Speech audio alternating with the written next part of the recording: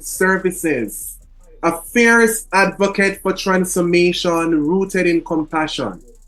As the PNP spokesperson on social transformation and social protection, she brings forward thinking solutions to improve the lives of the most vulnerable. She's known for her clarity, her passion, and tireless drive to see Jamaicans to be a more equitable place for all. Please help me welcome Comrade Patricia Duncan Sutherland. Thank you so much, Kavar. Really good to be here. And Thank you. I want to acknowledge, although he's not here with us on the chat anymore, our party leader and his very inclusive leadership style.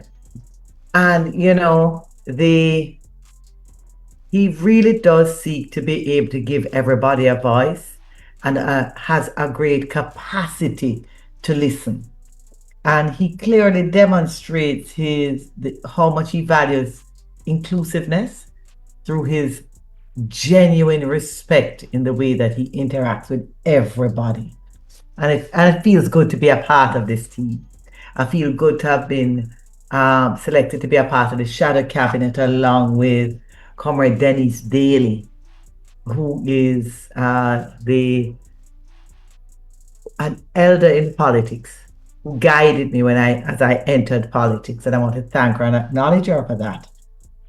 And I want to acknowledge also, as I'm starting, Comrade Arnaldo, because he was an elder in the politics as well when I joined, although he don't look so elder right now. Yes, and and I want to acknowledge yourself, Kevar, as a young person who is choosing to operate in this space of housing and also in the space of how it is that we create a Jamaica that is really inclusive, right? And online, Ian Emmanuel, a part of this task force. I really thank you all for inviting me to be a part of this conversation. And Maureen Weber, as Mark said, a fierce defender to ensure that we always consider persons with disabilities whenever we look at any policy, whenever we look at any program for Jamaica. We are all on and Floyd. No, Floyd, me budding on us.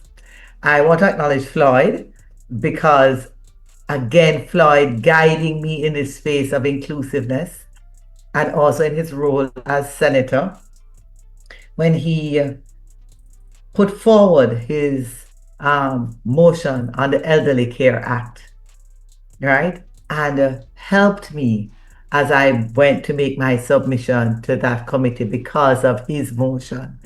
And there is, although an elderly person is not a person with disabilities, there is a similarity in some of the needs that are created as you age with some of the needs with being disabled around mobility, etc.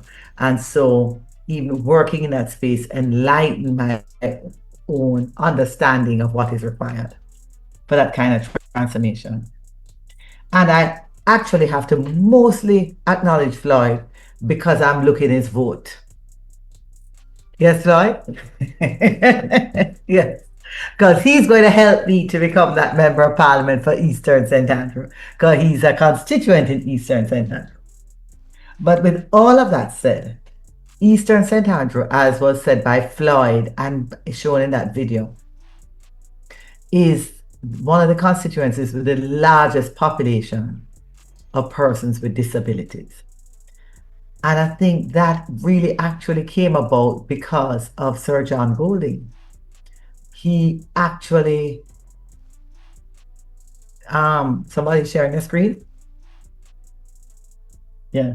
So Sir John Golding is the one who had that vision that would create a pathway for persons with disabilities to transform their lives, right? And he included everything inside of that vision. He included education with Hope Valley Experimental, because he saw, and his vision wasn't around just persons with disabilities transforming their lives. His vision was about persons with disabilities leading a normal life and being a part of the society as it developed. And so, therefore, the Hope Valley Experimental is a school that would accommodate persons able bodied as well as persons with disabilities. And then you had the healthcare system and the specialized schools that were developed in that space, in and around that space, with Sir John Golding Center being at the center there, the rehab center. And then inside of that was the Cheshire Village, as you heard, which was originally developed so that you could have able bodied and disabled persons living together in one space as an example of how we can really create an inclusive society. And then the third element of that is that inside of the rehab center, he made sure he developed the space for the training so that the persons who lived in the space who were disabled could earn. One of the things that has not happened since all of this vision occurred in the 70s is that we have not invested heavily enough in that space to be able to make sure that this model that was set up could expand. Because in that space as well, there was School of Hope that my stepmother used to run. And one of the things that she was able to do when she was running School of Hope was to attract the funding so that it could be expanded across the island. So you have several schools now that persons with disabilities can access through School of Hope. But it's a very specific space, right? But we need to be able to expand the Hope Valley Experimental and the vision that Floyd has brought.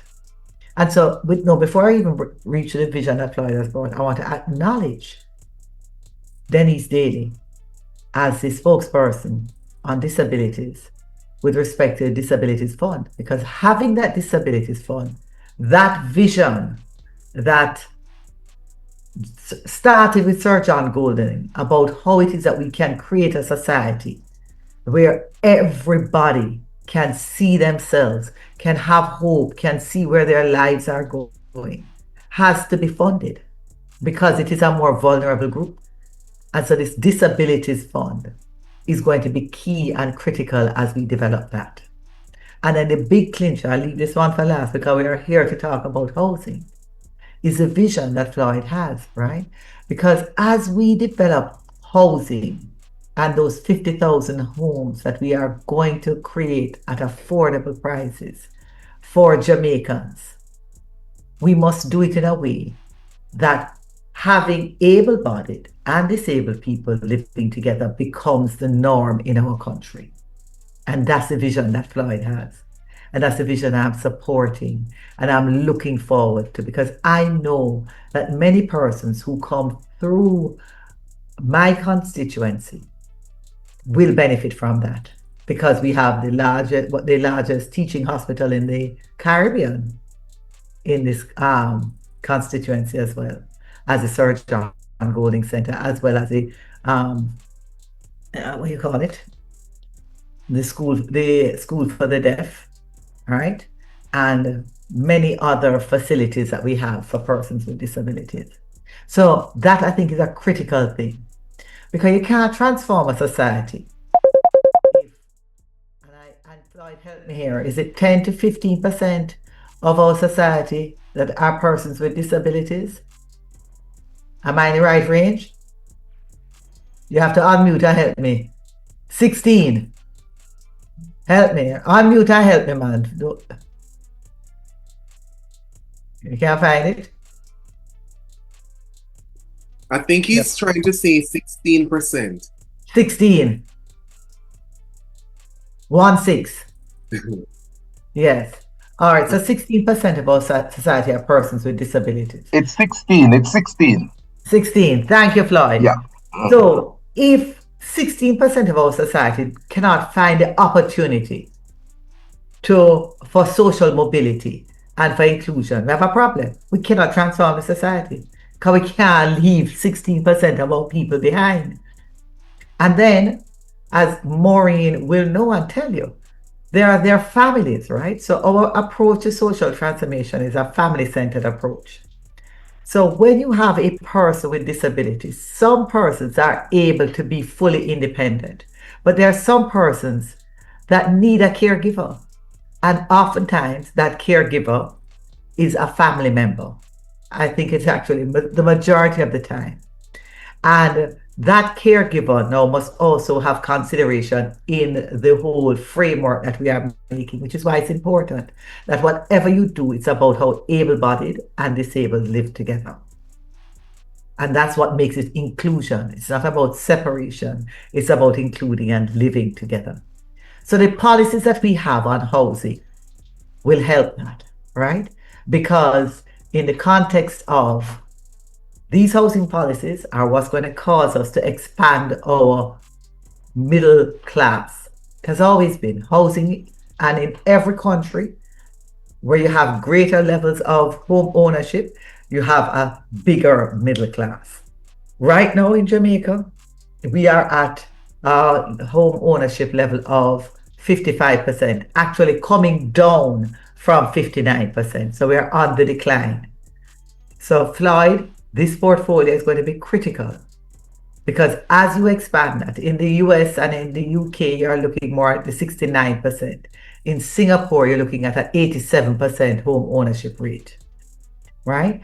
There are some countries that are up as high as 95%. Not sure if you want to necessarily get there yet because there needs to be a turnover in the process, but I'm not sure about the economics of it. But what I do know is it is too low now in Jamaica. And what I do know is that 25% of our housing right now in Jamaica is people who are living on land and informal communities that are not structured. So this policy now, the Portia policy that's going to cause us to be able to create those structures and create the dignity in living is going to make a big difference. And when you put that, because the intersection now, them call it intersectionality. I'm sure you have some academics on this particular, and you have some person who are not so academic because Floyd, you are an academic too. So when you look at the crossover between the poverty and persons with disabilities, it will tend to be higher because a person with disability doesn't have the same opportunity to earn as an able-bodied person. And so therefore, inside of these communities that are informal settlements, you're going to find a lot more persons with disabilities that will need more assistance and would need to have that dignity of security of housing and of decent housing that have a bathroom inside, that have light, and that have the space and that them can ride up their wheelchair into them house. And that is a part of our job as government to help to create that. And that's why I love the Portia initiative so much. Because I know I have about, I think it's 11 communities the last time I was checking up in Eastern St. Andrew that I'm looking forward to this working for.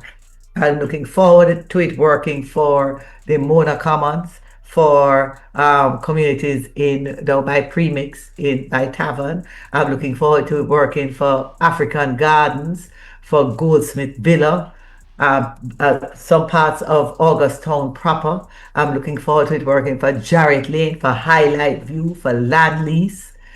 We have so many of these communities where people have invested but really cannot unlock the potential because they don't have the titles and the infrastructure is not enough for them to change that investment into a very positive investment and for it to grow.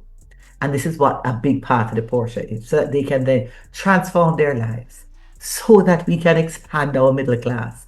And when that expansion must include our disabled community. So, for me, critical part of social transformation is the way that we live, where we live, and the conditions in which we live. Because happiness is also a contributor to happiness, is your space, your physical space.